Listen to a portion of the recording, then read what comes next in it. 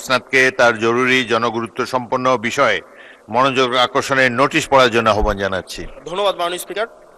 মাননীয় স্পিকার, আজকের উত্থাপনীয় বিষয় হচ্ছে কুমিল্লা সিলেট মহাসড়ক 4 লেনে উন্নতিকরণ প্রকল্পের স্থবিরতা দূরীকরণ এবং বর্তমানে জরাজীর্ণ দশার কারণে সৃষ্ট জনদুর্ভোগ নিরসন প্রসঙ্গে।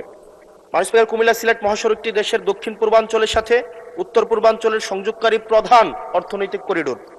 কুমিল্লার ময়নামতি থেকে ব্রাহ্মণবাড়িয়ার দরখার পর্যন্ত মোট 54 কিলোমিটার এই মহাসড়কটি 4 লেনে উন্নতি করার কাজ 2022 সালে শুরু হয়ে 2026 সালের জুনের মধ্যে শেষ হওয়ার কথা থাকলেও বর্তমানে এর কাজ প্রায় স্থবির হয়ে আছে। ভিডিও চিত্র এবং সরজমিন এবং আমি যেহেতু এই এলাকার স্থানীয় বাসিন্দা, আমরা সব সময় দেখি মহাসড়কের বিভিন্ন স্থানে বড় বড় গর্তের সৃষ্টি হয়েছে এবং সংস্কার কাজের ধীরগতির কারণে সামান্য বৃষ্টিতে সড়কটি কর্দমাক্ত ও চলাচলের অযোগ্য হয়ে পড়েছে।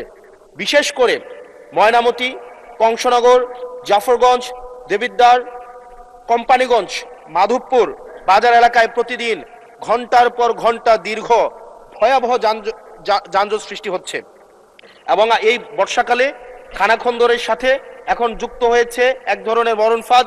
প্রতিদিন কোনো না কোনো দুর্ঘটনা ঘটছে। এই মহাসড়কটি ধারণ ক্ষমতার কয়েক গুণ বেশি যানবাহন বহন করায় এবং রাস্তার প্রশস্ততা যেহেতু গত সপ্তাহে উল্লেখ করেছি মাত্র 18 ফুট হওয়ায় নিয়মিত প্রাণঘাতী দুর্ঘটনা ঘটছে। একটা রিপোর্ট দিয়ে রাখি, গত 1 বছরে 100-রও বেশি মানুষ এই রাস্তায় দুর্ঘটনায় মারা গিয়েছে। মাননীয় স্পিকার, দক্ষিণ পূর্ব এশিয়ার 5টি দেশের সঙ্গে উপাঞ্চলিক সংযোগের এই গুরুত্বপূর্ণ রুটটি বর্তমানে চরম জনদুর্ভোগের কারণ হয়ে দাঁড়িয়েছে। অতএব বিষয়টি অত্যন্ত জনগুরুত্বপূর্ণ বিধায় মাননীয় মন্ত্রী মহোদয় প্রকল্পের কাজ দ্রুত বাস্তবায়নে কি কার্যকর পদক্ষেপ নিচ্ছেন এবং বর্তমানে মহাসড়কের জরাজীর্ণ অংশগুলো জরুরি ভিত্তিতে মেরামতের জন্য কোনো পরিকল্পনা আছে কিনা তা সংসদকে অবহিত করার জন্য সবিনয় অনুরোধ জানাচ্ছি এবং স্পেসিফিক ভাবে মাননীয় মন্ত্রী আপনি উল্লেখ করবেন কিনা সে বিষয়টি আপনার কাছে সবিনয় অনুরোধ জানাচ্ছি। ধন্যবাদ মাননীয় স্পিকার। মাননীয় সদস্য ধন্যবাদ। এবার মাননীয় সড়ক পরিবহন ও সেতু মন্ত্রী জনাব শেখ রবিউল আলমকে এ বিষয়ে একটি সংক্ষিপ্ত বিবৃতি প্রদানের জন্য আহ্বান জানাচ্ছি। মাননীয় স্পিকার, আপনাকে ধন্যবাদ। মাননীয় সংসদ সদস্য, কুমিল্লা সিলেট মহাসড়কের 4 লেনে উন্নতিকরণ প্রকল্পের স্থবিরতা দূরীকরণ এবং জরাজীর্ণ দশার সমাধান চেয়েছেন। মাননীয় সংসদ সদস্য এবং মহান সংসদকে এ বিষয়ে অবগত করছি, বাংলাদেশ সরকার এবং ভারতীয় লাইন অফ ক্রেডিটের যৌথ অর্থায়নে কুমিল্লা ব্রাহ্মণবাড়িয়া জাতীয় মহাসড়ককে 4 লেনে জাতীয় মহাসড়কে উন্নতিকরণ প্রকল্পটি ইতিমধ্যে একনেক সভায় অনুমোদিত।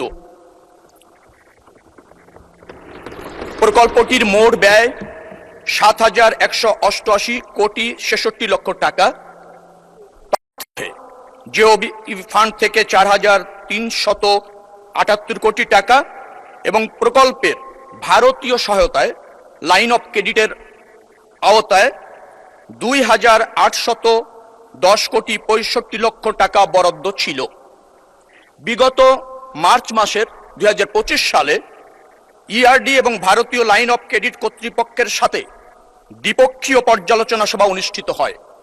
এই সভায় সিদ্ধান্তের পরিপ্রেক্ষিতে প্রকল্পটিতে ভারতীয় লাইন অফ ক্রেডিটের প্রকল্পের তালিকা থেকে বাদ দেওয়া হয়েছে।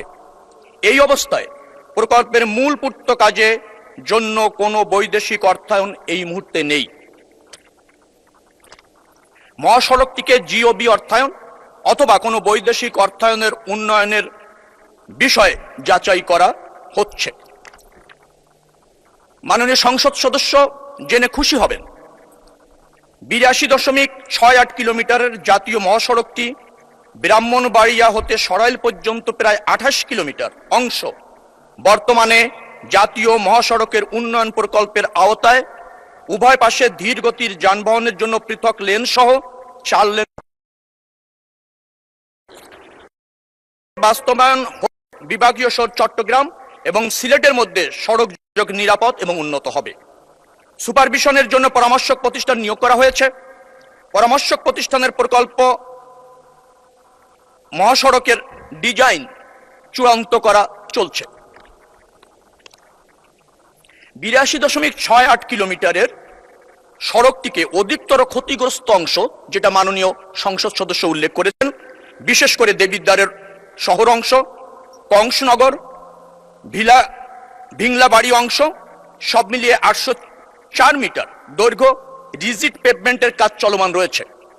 এছাড়া পিরিয়ডিক মেইনটেনেন্স কর্মসূচির আওতায় ময়নামতি, কংসনগর, ফুলগাছতলা, দেবিদ্বার, কোম্পানিগঞ্জ, ভিংলাবাড়ি, কাঠেরপুল ও কুটিচৌমনি অংশে আরও 1845 মিটার সড়ক অংশ 10.30 মিটার প্রশস্তকরণের প্রকল্পের আওতায় রিজিড পেভমেন্টের নির্মাণের জন্য দরপত্র মূল্যায়ন প্রক্রিয়াধীন রয়েছে।